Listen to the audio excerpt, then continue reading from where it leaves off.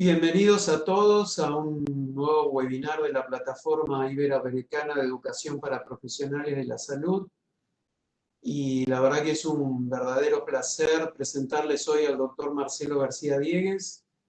Él es médico, es profesor universitario de la Universidad Nacional del Sur, en la ciudad de Bahía Blanca, en Argentina, y además es profesor del Instituto Universitario del Hospital Italiano de Buenos Aires, donde se desempeña en la maestría en educación para profesionales de la salud. Y esperamos que asistan a esta conferencia y que posteriormente podamos discutir y que hagan preguntas sobre este tema tan apasionante que es cómo estimular el razonamiento clínico desde la virtualidad. Adelante, Marcelo, para escucharte.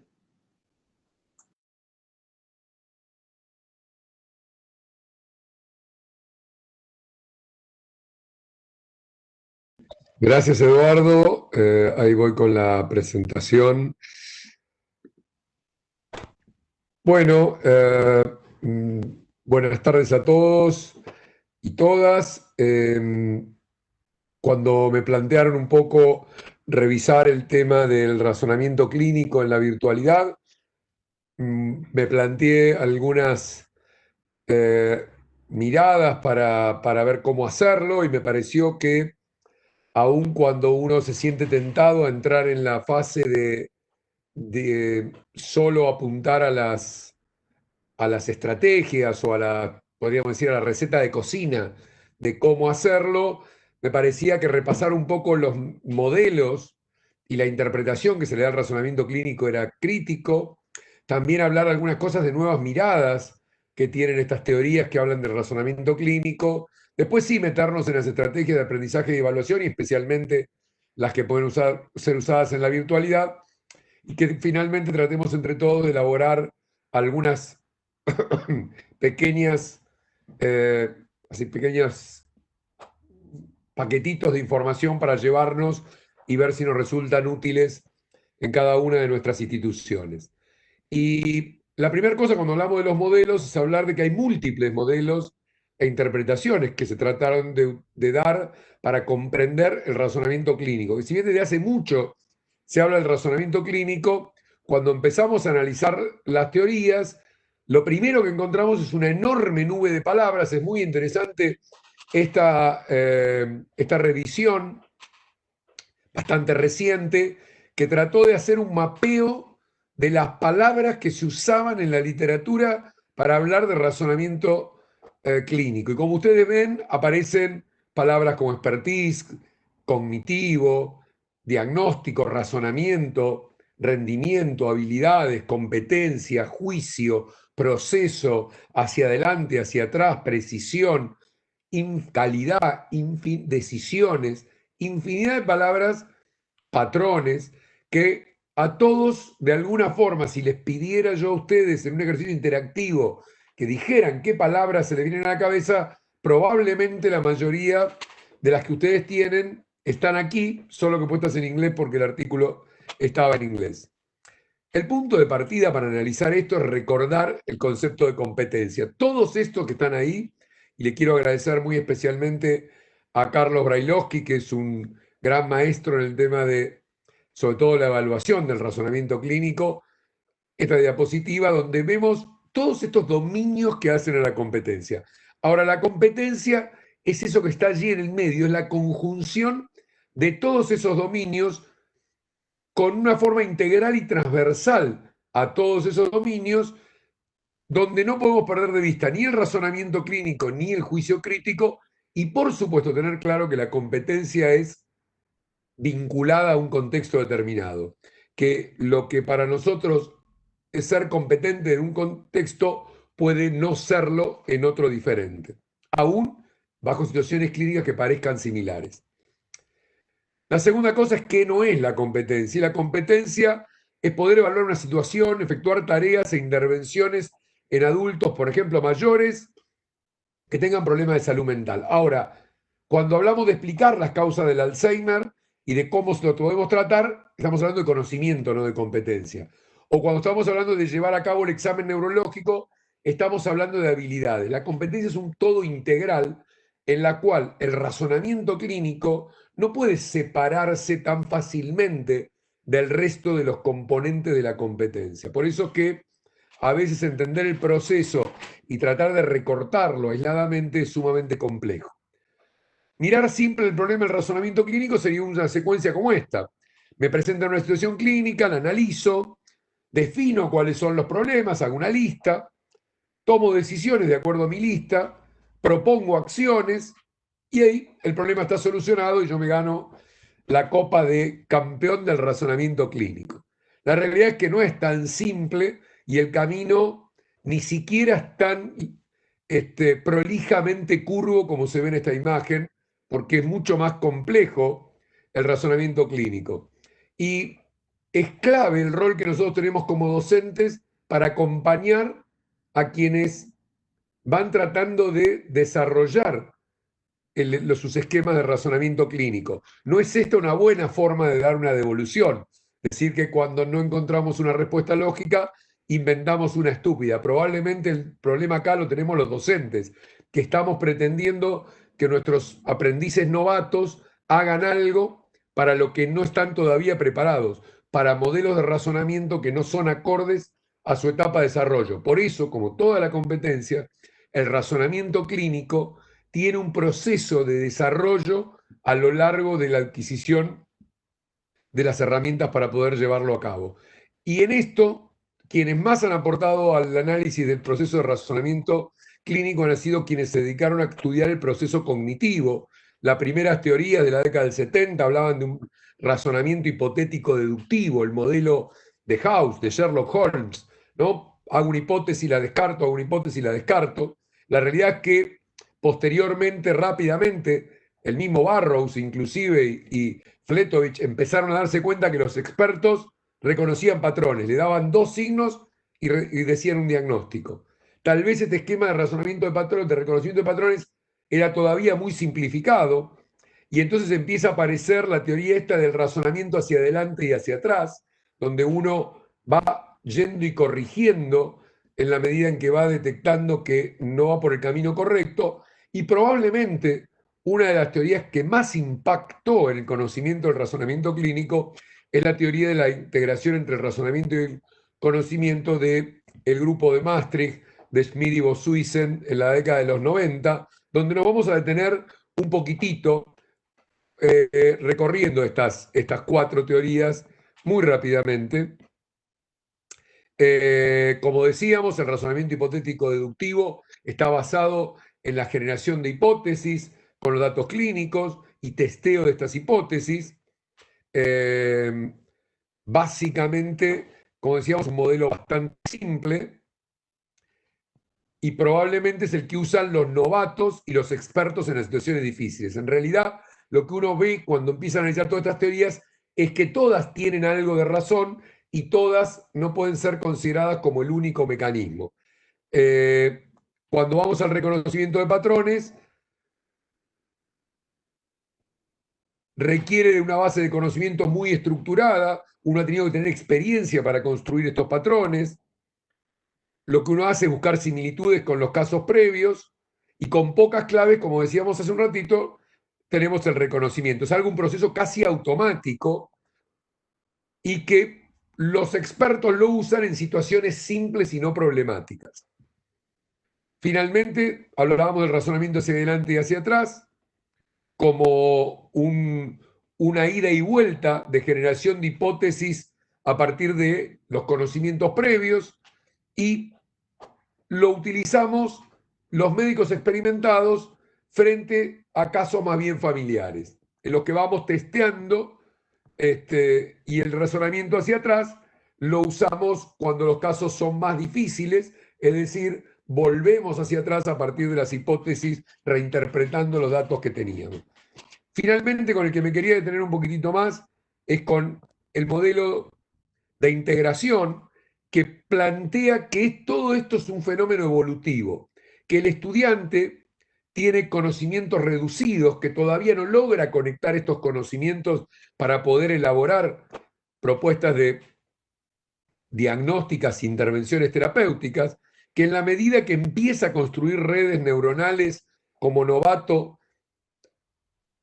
empieza a poder tener alguna cuota de razonamiento, que cuando llega a un punto intermedio tiene redes más elaboradas que le permiten elaborar hipótesis más consistentes y finalmente, cuando son expertos, tienen esas pequeñas paquetes de información que le permiten responder como experto de forma mucho más rápido frente a casos más sencillos.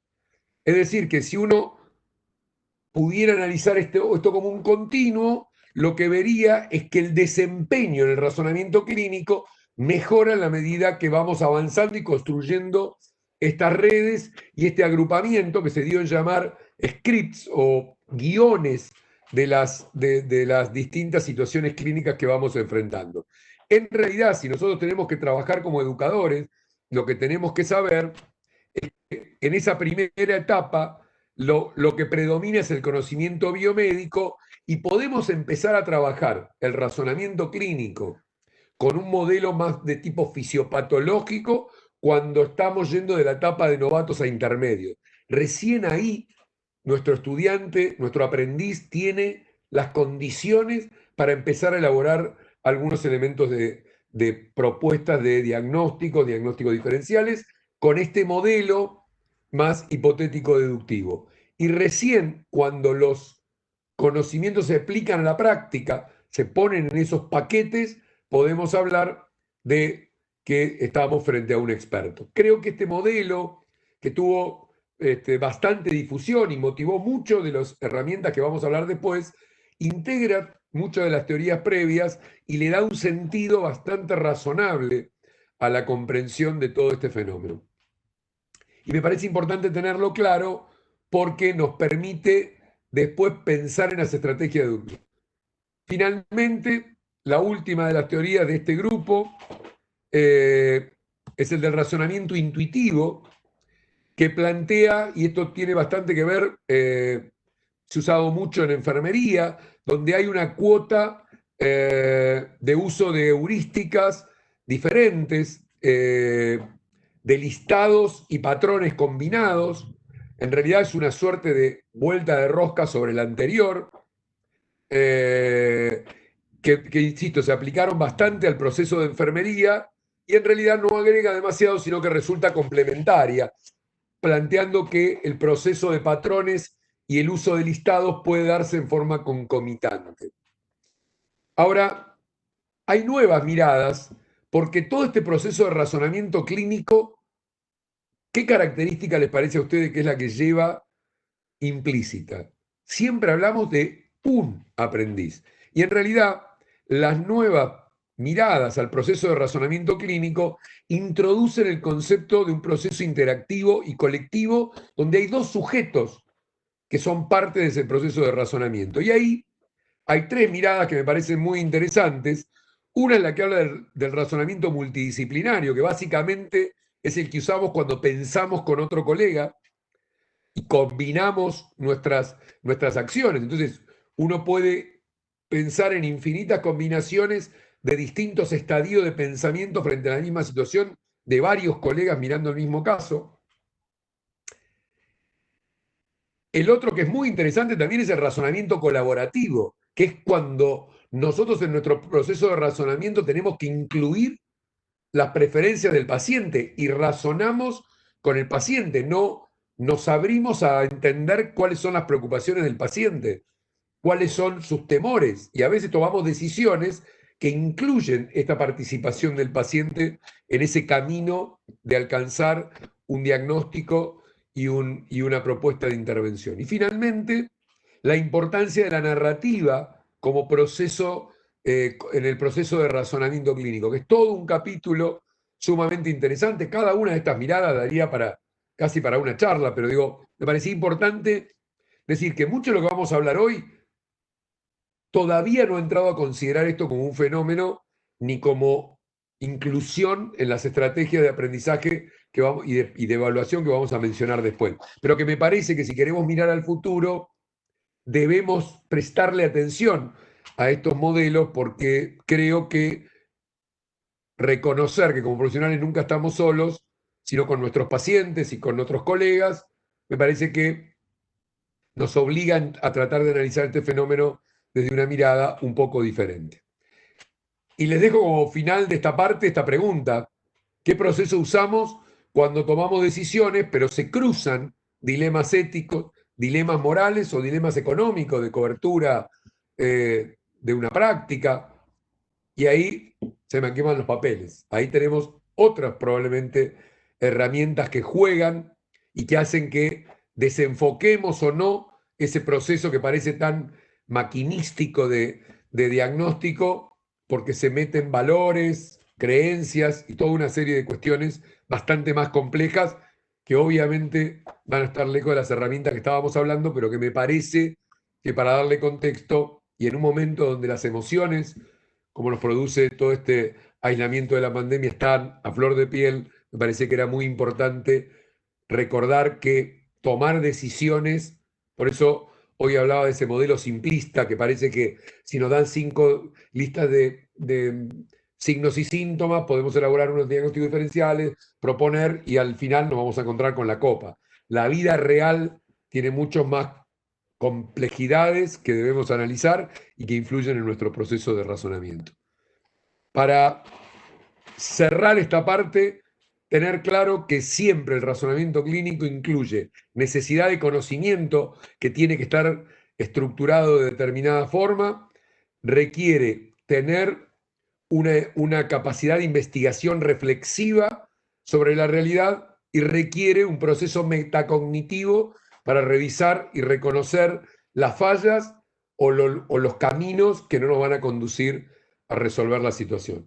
No hay ninguna mirada del razonamiento clínico que no incluya estos 3 componentes esenciales. Pasemos ya a lo que probablemente a todos les interesa mucho más, que son cuáles son las estrategias de aprendizaje y evaluación que podemos usar para trabajar el razonamiento clínico y particularmente en este contexto en el cual la parte al lado de la cama del paciente la tenemos altamente limitada. La primera condición que podemos reconocer es que existen los pacientes virtuales. Los pacientes virtuales no son más que una simulación por computadora de un escenario clínico con fines de aprendizaje y evaluación. Tienen múltiples formas, pero debemos entender que un paciente virtual es esto. El formato de entrega no cambia la definición de paciente virtual. ¿Hay evidencia de la utilidad de pacientes virtuales? Sí. Acá les presentamos una revisión sistemática de muy buena calidad. Resulta, y me digrego un segundo para decirles que esta es una revisión sistemática que me llamó la atención por su calidad metodológica, porque incluye un análisis con metodología GRADE, con muy buena sopeso de la evidencia que cada uno de estos 51 artículos que fueron incluidos tenía, y lo que muestra es que hay moderada evidencia de que pueden mejorar las habilidades de razonamiento del uso de pacientes virtuales, y la evidencia además procedía de pacientes de altos, bajos de países, de altos, bajos y medianos ingresos. Por lo tanto, es una evidencia generalizable y aplicable a nuestros contextos. Cuando hablamos de pacientes virtuales, tenemos que hablar de cuál es la fidelidad de la simulación. Hay interacciones simples. Yo le mando un caso clínico por mail a mis estudiantes, le pido que me manden un Word con un listado de diagnósticos diferenciales, le digo que me manden la propuesta de exámenes complementarios, se los mando por mail. Es un modelo de interacción muy simple, donde el paciente virtual es una viñeta clínica escrita en un documento. Podemos tener una fidelidad intermedia, donde hay una interacción intermedia con ese paciente virtual, y acá podemos hablar de las plataformas. Hay muchas que ofrecen pacientes que permiten que el estudiante vaya como indagando sobre la plataforma y obteniendo la información y solicitando los estudios, y el paciente puede ser más o menos parecido a la realidad. Pueden ser automáticas, es decir, el estudiante va como si fuera jugando con estas plataformas, o mediadas por un docente que es el que va respondiendo. Con lo cual permite trabajar en forma sincrónica o asincrónica. Y finalmente, las interacciones más complejas, que incluyen 2, o 3. La primera es la realidad virtual, que permite estar viendo un escenario clínico con una persona, como algo similar a lo que vemos en un videojuego. El uso de pacientes simulados que se entrevistan con nuestros estudiantes por video, y lo que podríamos llamar la simulación virtual, que después vamos a profundizar un poquitito más. Pacientes virtuales y plataformas, todas esas que ven ahí, y más seguramente. Hay montones de plataformas con mayor o menor grado de fidelidad. Hay algunas como las que están, como Body Interact, Insimu, que tienen muy buena simulación y uno se siente más cerca de estar frente a un paciente. Otras menos, son bastante cargadas de texto. Todas ofrecen, mayoritariamente en inglés, la posibilidad de trabajar con pacientes virtuales. Le decía, nosotros estamos trabajando en un modelo bastante interesante que incluye pacientes virtuales más simulación.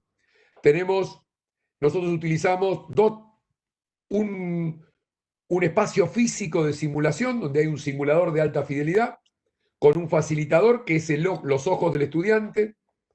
Los participantes se conectan por vía de Zoom, al igual que los profesores, y están viendo lo que ve la cámara que tiene en su cabeza el facilitador, con lo cual es como si estuvieran inmersos en el espacio de simulación, y van escuchando al simulador y tomando decisiones, y es ese facilitador el que de alguna forma juega como proxy del estudiante, y a su vez el profesor tiene acceso a una herramienta que se llama Learning Space, donde uno puede tener grillas para ir registrando, para después hacer el debriefing y el feedback con el estudiante, que uno lo realiza por Zoom. Uno podría generar un aula adicional de Zoom en la que el resto de los compañeros de este participante pudieran estar mirando toda la situación.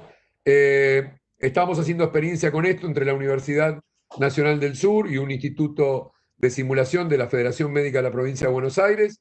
La verdad que estamos muy entusiasmados porque dota de alguna cuota de realidad el tiempo real, porque aquí las cosas ocurren en tiempo real. Si el estudiante a los 5 minutos que está con el simulador no tomó determinadas decisiones, el simulador le va a devolver en el monitor que está empeorando, que bajaron sus parámetros de oxigenación. Es decir, nos permite jugar casi como si estuviéramos en la sala de simulación, solo que lo hacemos a distancia y protegidos a través de la cámara de Zoom. 12 claves, porque creo que un elemento crítico para cualquier elaboración de pacientes virtuales es el caso. No hay buen ejercicio de razonamiento clínico si nuestro caso no es bueno. Por lo tanto, me parece interesante recorrer esta bibliografía que nos da 12 claves para elaborar esto muy bien. Y la primera es aprovechar de pacientes virtuales, aprovechar la flexibilidad que nos da la virtualidad. Nosotros podemos hacer el caso que querramos, que necesitemos. Prioricemos un enfoque basado en evidencias. Toda aquella cosa que esperemos que forme parte de las decisiones debe estar basada en evidencias científicas para que resulte además un aprendizaje no solo del proceso de razonamiento clínico, sino también del contenido, porque dijimos que los procesos de razonamiento clínico eran contexto específico. Modelar la secuencia, cuáles son los datos que le vamos a ir dando y en qué secuencia. No. Tratemos de ir haciendo oportunidades para que el estudiante sintetice, sobre todo los estudiantes iniciales. No pensemos en hacer todo el proceso, démosle espacio para que el estudiante pueda ir haciendo pequeñas síntesis.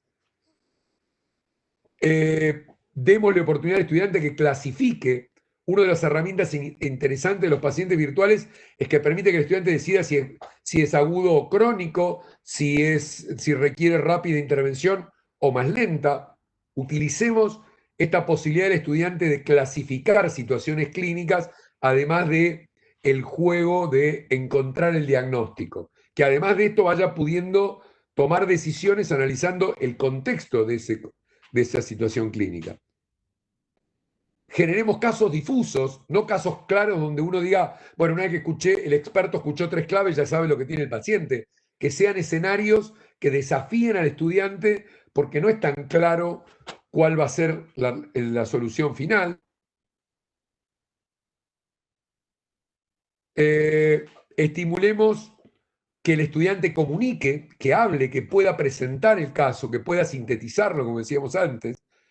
Definitivamente tiene que haber momento de devolución planificado en términos del momento y del contenido que vamos a dar en la retroalimentación. ¿De qué cosas no queremos darle devolución? ¿Cuáles son los puntos críticos sobre los que tenemos que dar devolución?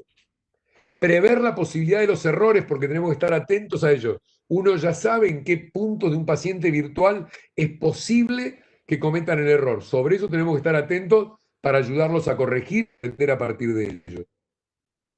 Epa.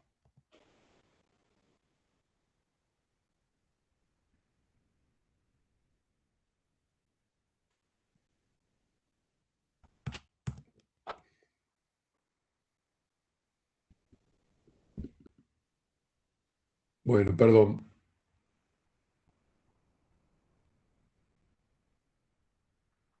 Les pido disculpas, ahí el delay me jugó una mala pasada. Ahí está. Decíamos,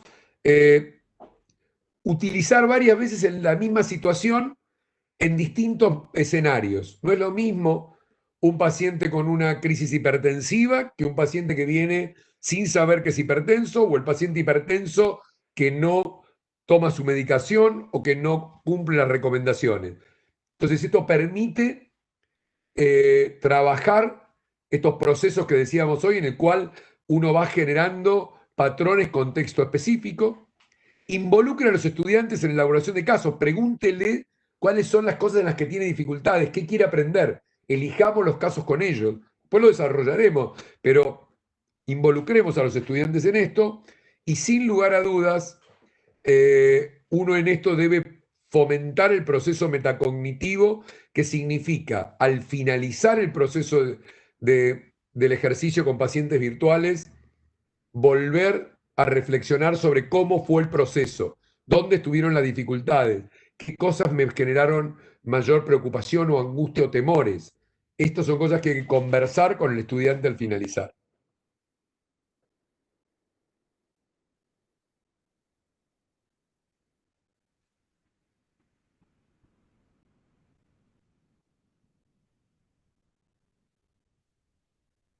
Bueno, y cuando vamos a la evaluación del razonamiento clínico, nos podemos encontrar tres tipos de evaluaciones.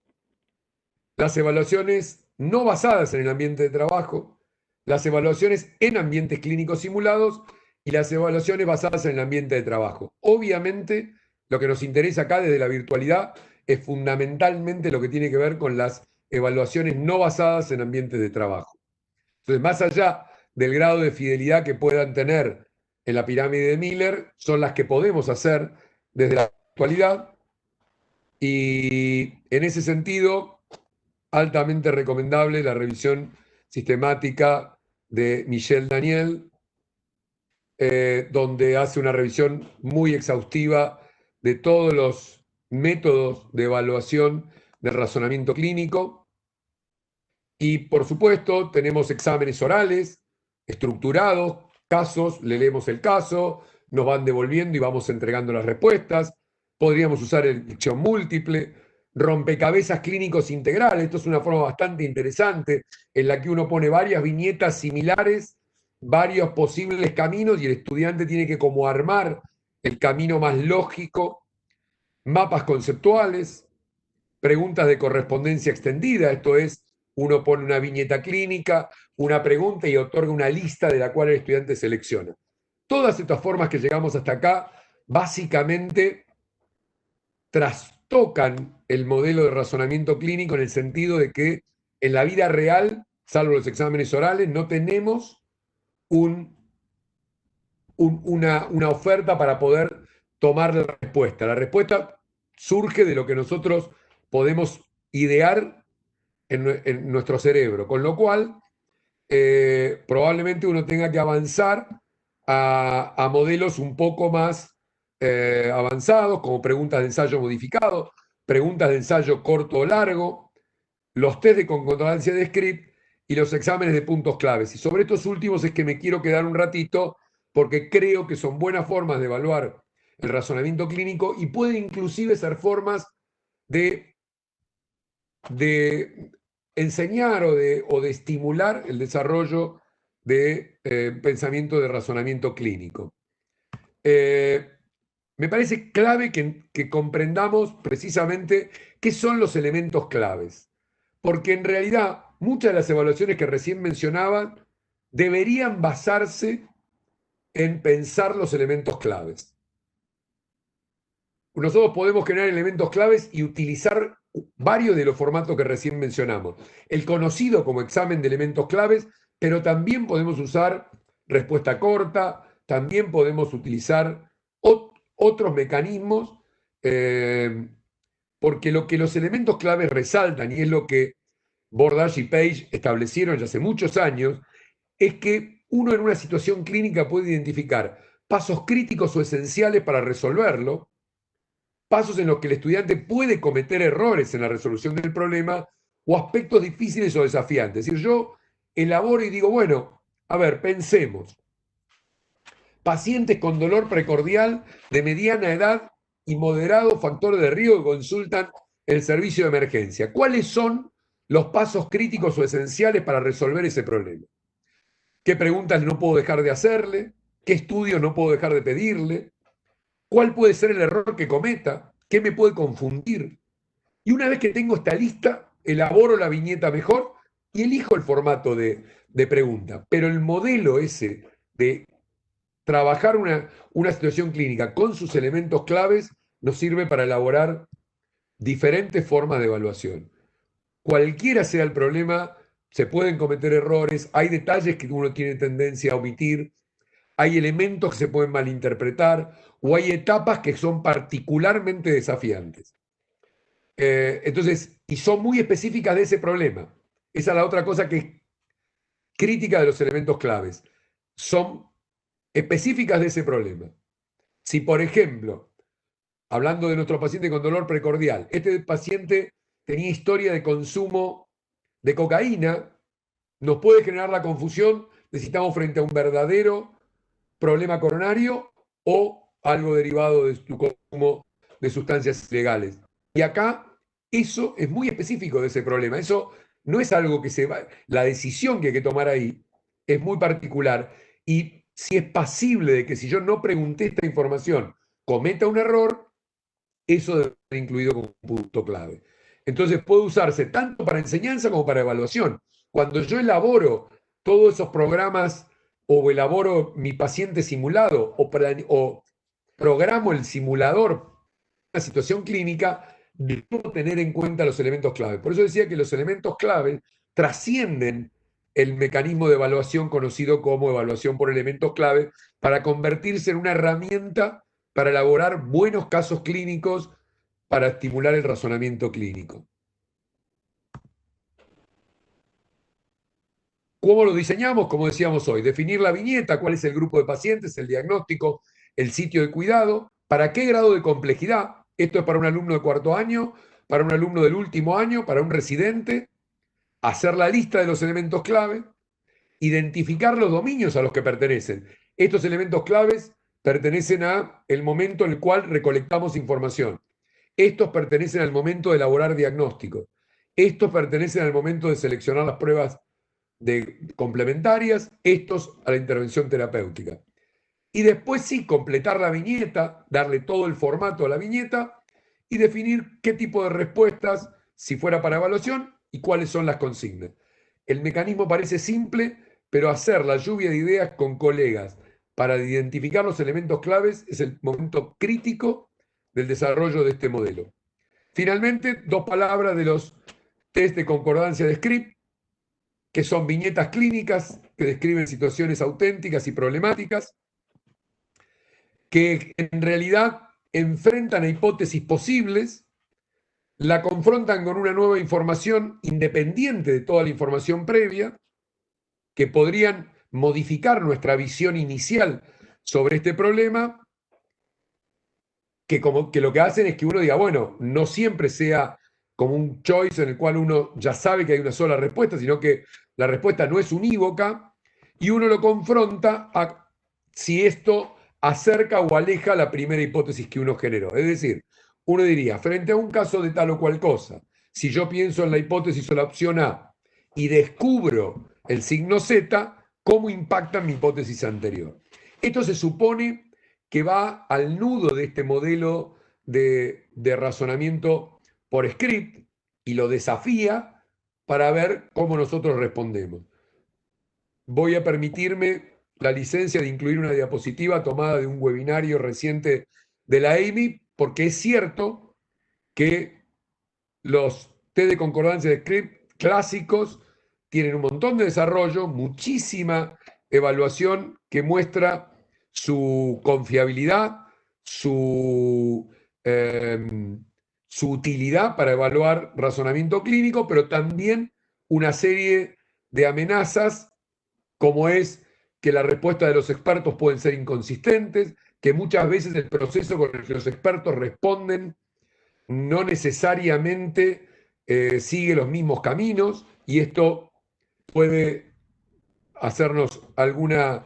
¿no? Y que a veces el formato, si no está muy bien elaborado, puede confundirlo. Les pido disculpas que estuviera en inglés, pero me pareció importante dar crédito a la fuente y traerla tal como fue presentada por Lindenberry, porque creo que nosotros utilizamos el test de concordancia de script con nuestros estudiantes, pero es muy importante cuando uno usa la herramienta conocer cuáles son sus limitaciones.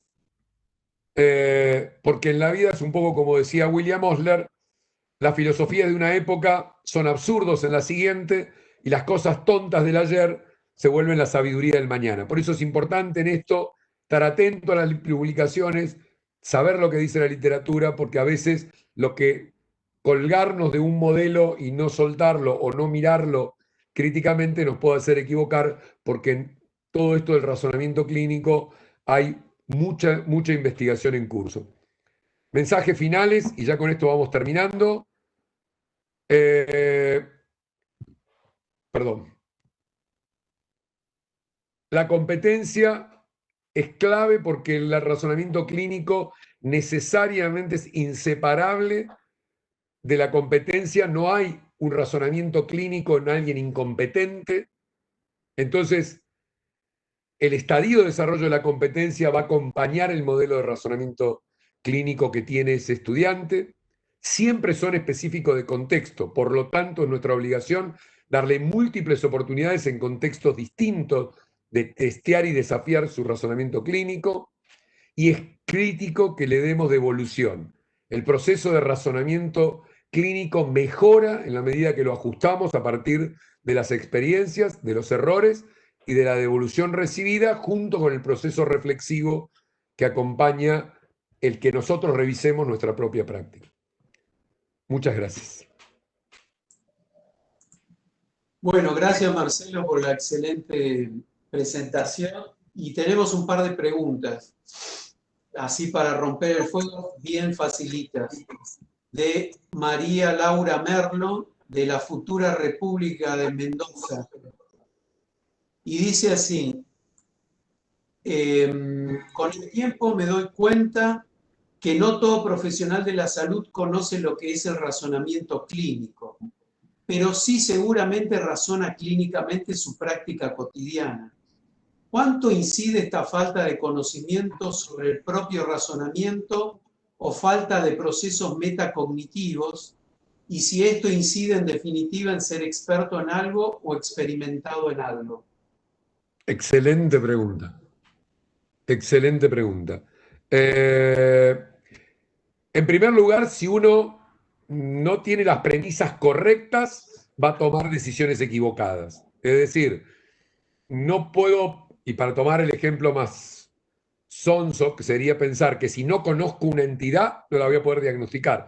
Con lo cual, la ausencia de conocimiento probablemente nos lleve a caminos equivocados, que no significa que el conocimiento tenga que ser previo. No es que tengo que saber todo para poder razonar. En el mismo proceso de razonamiento continuo, supervisado y con la devolución adecuada, voy a ir adquiriendo los conocimientos y las estrategias de razonamiento. Ahora, si yo me largué a hacerlo sin nunca haber estudiado ni haber trabajado los procesos de razonamiento clínico, difícilmente pueda hacerlo correctamente. Por lo tanto, sí es correcto que alguien puede tener mucha experiencia, pero si esa experiencia no la puso en las redes cognitivas correctas, probablemente no sea un experto. Y no se me olvide algo de una parte, porque era larga. Me parece que había varias cosas. No, y después hace otra pregunta María Laura y dice, y otra más, dice, ¿y cómo tener en cuenta que la competencia está siendo evaluada en un contexto simulado con sus límites y no inferir con ello que puede hacer lo mismo en contexto real? Por ejemplo, una pelvis sola o una paciente con dolor. Claramente, en la medida en que nosotros restamos realidad a las evaluaciones, estamos confiando en un proceso de transferencia que desconocemos, con lo cual no estamos evaluando la competencia en forma integral. La alternativa que uno tiene es hacer diferentes miradas de la evaluación y uno diría, bueno, si el mismo estudiante razonó clínicamente bien, resolvió un paciente virtual bien, hizo este otro ejercicio, digo, bueno, si logró todo esto, es altamente probable que como la competencia es un concepto integral, lo que no estoy viendo esté yendo por el mismo camino. Pero es una inferencia lo que estamos haciendo. De ningún modo podemos asegurar que estamos evaluando o observando la competencia en su concepto integral. El doctor Juan Ignacio Cobian pregunta, ¿puede variar el rendimiento del razonamiento clínico en distintas situaciones? Por ejemplo, cuando estamos enseñando o evaluando una habilidad compleja donde hay otros factores ambientales puestos en juego.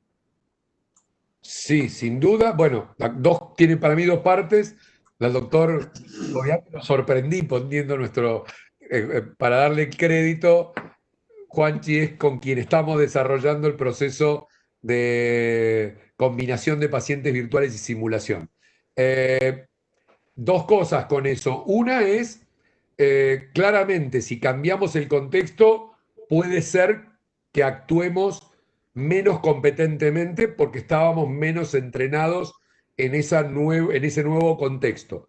Y por otro lado, y en esto que decía yo de ampliar la mirada de la competencia y del razonamiento clínico, los factores que nos acompañan en el momento del razonamiento clínico, los colegas, el contexto del paciente, el ambiente donde lo estamos haciendo, influyen en este proceso y estas son las nuevas miradas que uno tiene que tener.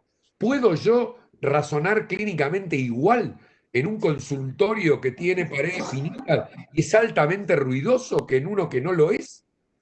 O el proceso va a ser, tengo el script y lo hago el diagnóstico. O si en realidad tengo la paciente con 4 niños que están corriendo dentro de mi consultorio, ¿puedo decir que lo voy a hacer igual que si estuviera sola?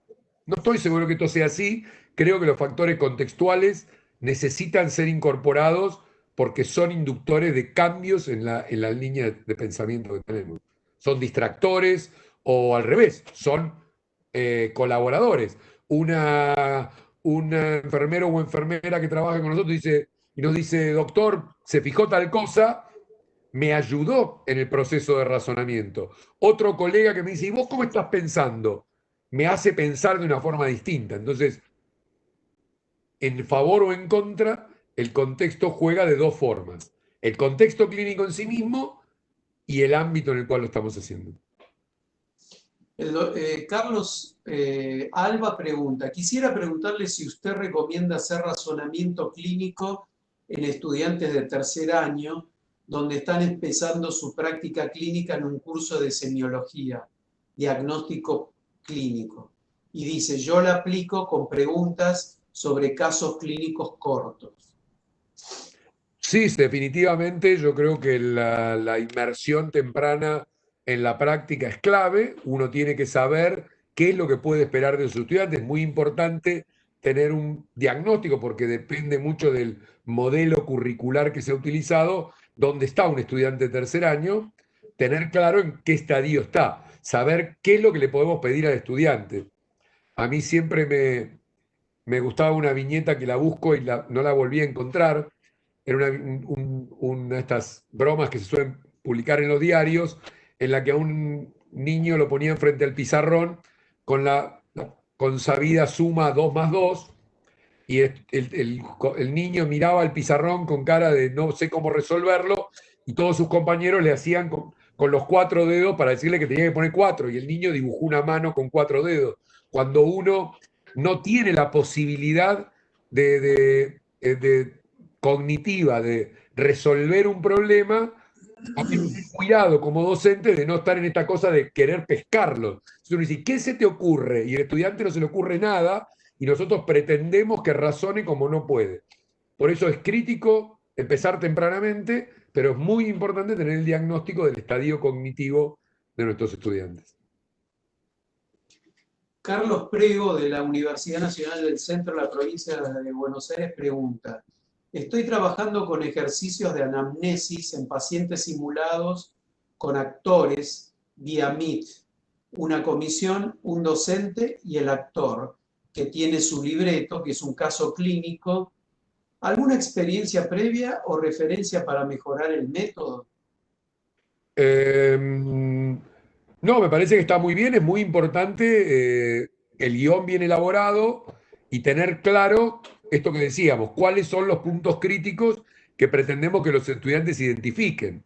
Porque si uno pone al estudiante a que ametralle a preguntas, uno pierde de vista que hay algunas preguntas que son críticas y otras son irrelevantes. Y es importante que el estudiante en ese estadio empiece a identificar cuáles son las preguntas importantes y cuáles no lo son. Entonces es muy importante la selección de cuáles son las preguntas y eso incluirlo en la devolución. Y para eso es importante tenerlo escrito previamente. Cuando escribo el guión del actor, también escribo sobre qué cosas no me puedo olvidar de darle devolución y demostrarles que deben jerarquizarlo. Nosotros estamos acá en la Universidad del Sur empezando a pensar en un ECOE de 8 estaciones con pacientes, con entrevistas con pacientes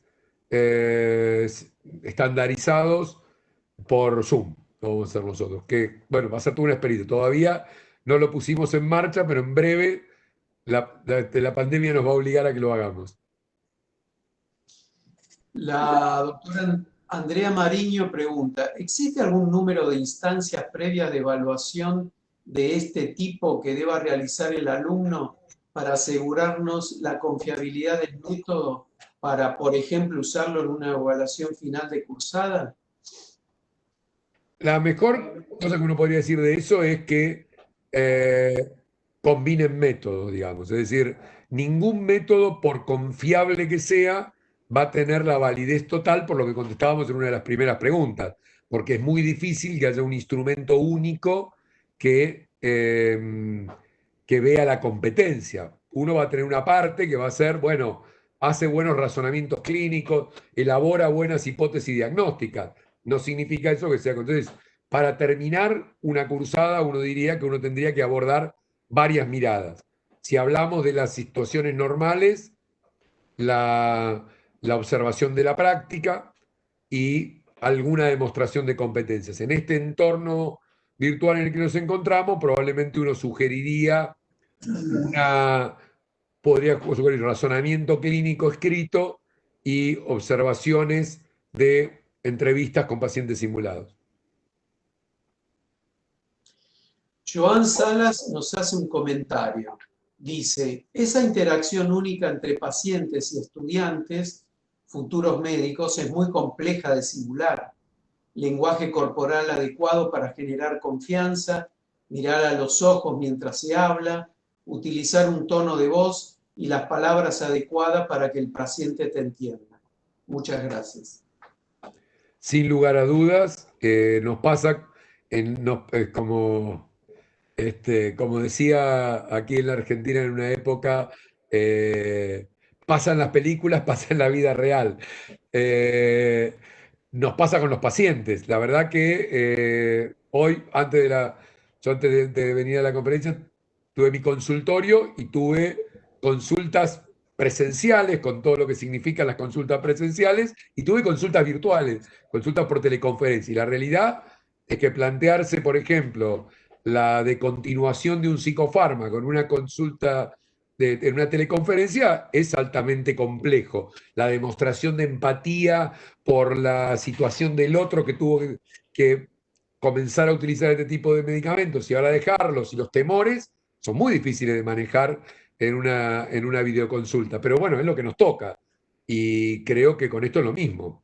No obstante, no quiero dejar pasar que teníamos una deuda enorme con el aprendizaje de herramientas de telemedicina, de medicina telefónica con nuestros estudiantes, porque prácticamente era marginal, cuando no nulo en nuestras currículas, y hoy descubrimos que es una herramienta necesaria, herramienta que usábamos, porque todos los profesionales contestábamos alguna consulta por correo electrónico, de alguna forma por nuestros pacientes.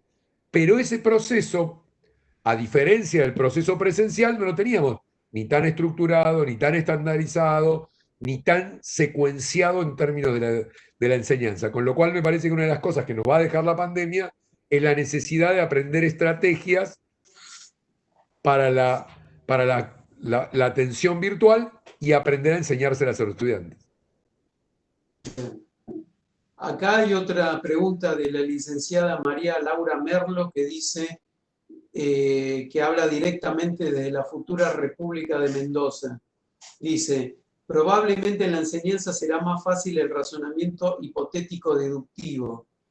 ¿Qué aconseja Marcelo para el proceso de enseñanza por patrones, con la dificultad de que el docente clínico, como experto, no es del todo consciente de su propio razonamiento? Bueno, contando la pregunta de Mendoza, en cualquier momento le vamos a cobrar alguna cosa. Además, tenemos que cobrarle, cuando sea una república aparte, vamos a tener que traer pasaporte para esto.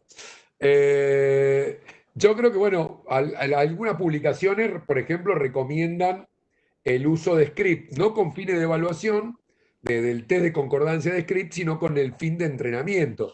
Y de hecho, una de las plataformas que yo puse ahí en esa que mostraba un montón de plataformas, es una plataforma en base española, pero desarrollada por gente argentina. Hoy se está empezando a utilizar con estos fines de entrenamiento. Creo que la única forma de avanzar con otros modelos es necesariamente poner mucho esto. Lo que pasa es que cuando uno se pone a mirar y uno dice sinceramente, con buenas viñetas, con estructurado el proceso que sigue, ¿cuántas veces hemos razonado a un estudiante? Porque estimular el razonamiento clínico no es no es solamente agarrar la historia clínica sin ningún guión docente y decirle, bueno, a ver qué te parece, sin estar muy claro qué tengo que resaltar, cómo tengo que dar la devolución. Yo creo que hace falta trabajar un proceso estructurado de análisis y reflexión con el estudiante del razonamiento clínico desde los estadios más precoces para llevarlo al estadio más avanzado. Y darle oportunidad de práctica. Esto es, si nuestro estudiante fue a ver 3 niños a lo largo de toda su carrera, una embarazada de lejos y 5 pacientes adultos, es difícil que genere un modelo de patrones, porque no vio suficientes pacientes. Los escuchó, los leyó, pero no tuvo la vivencia del paciente. Entonces digo, creo que la experiencia clínica por un lado y el proceso explícito de trabajar el razonamiento clínico son claves. Y ahí la licenciada te agradece, dice muchísimas gracias, desde Mendoza. Y una última pregunta. ¿Qué opina, doctor Marcelo, acerca de enseñar el razonamiento clínico por partes, como ocurre en la mayor parte de los currículos tradicionales? En un año le enseñamos semiología, pero no se puede hablar de diagnósticos de enfermedades. Al año siguiente le enseñamos diagnósticos y al año siguiente le enseñamos tratamientos. Y obviamente farmacología por otro lado, etc. ¿Qué opina de eso y cómo se construye el razonamiento en esa lógica de currículum? Sería casi como revisamos al paciente hoy, le pedimos los estudios el año que viene y bueno, si llega para que le resolvamos el problema, se lo resolvemos al tercer año. Esto creo que se grafica mucho con una diapositiva que siempre pone Eduardo y que me parece que es muy gráfica.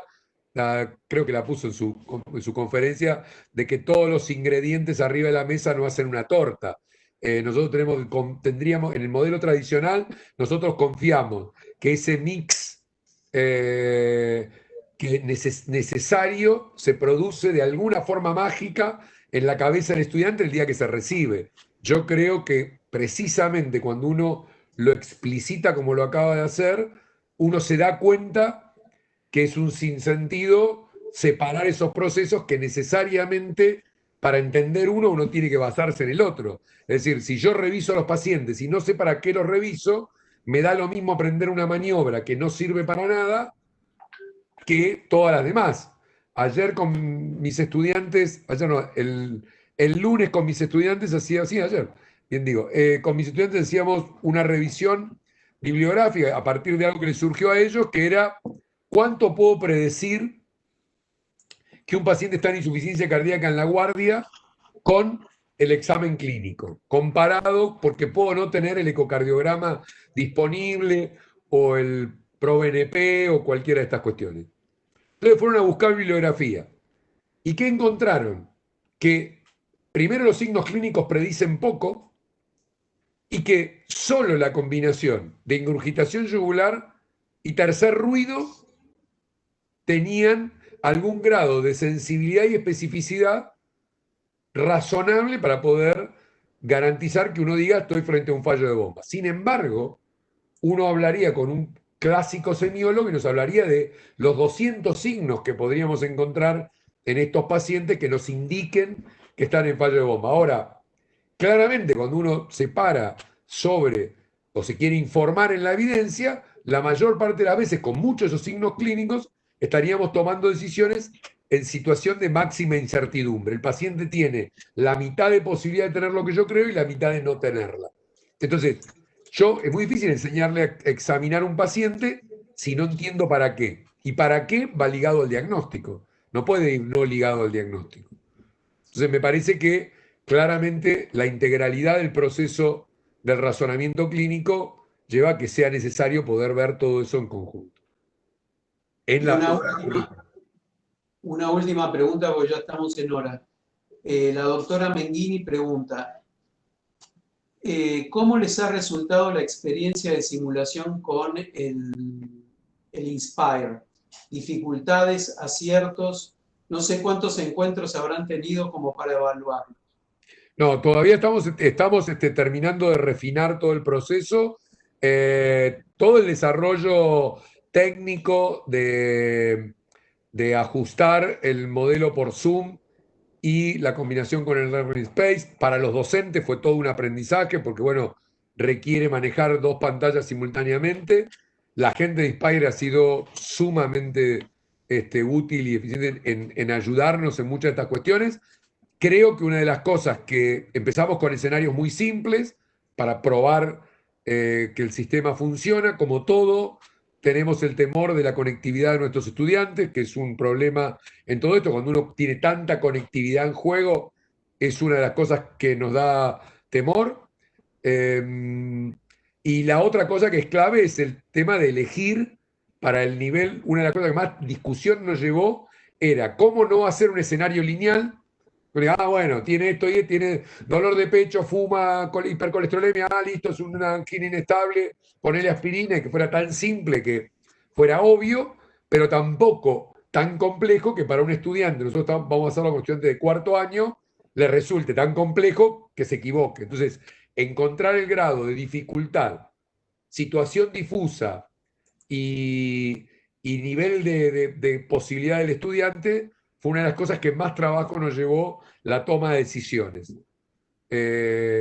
Lo vamos a estar probando con 10 estudiantes y la idea es, bueno, seguir desarrollando otras viñetas clínicas porque tampoco esto sirve si lo hacemos una vez, ¿no? Es decir, si uno lo quiere poner metodológicamente en un cursado, tiene que repetirlo suficientes veces para permitir a los estudiantes diferentes escenarios.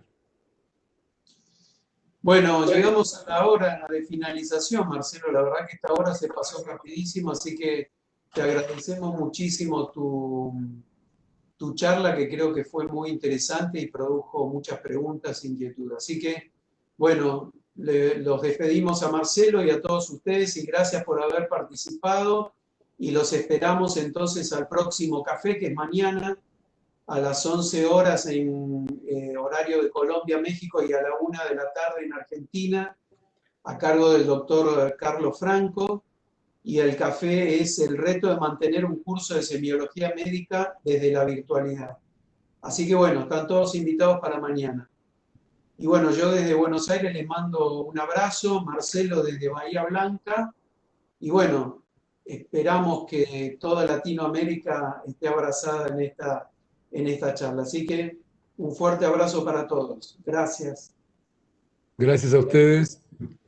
Muchas gracias desde Bahía Blanca. Saludos a todos.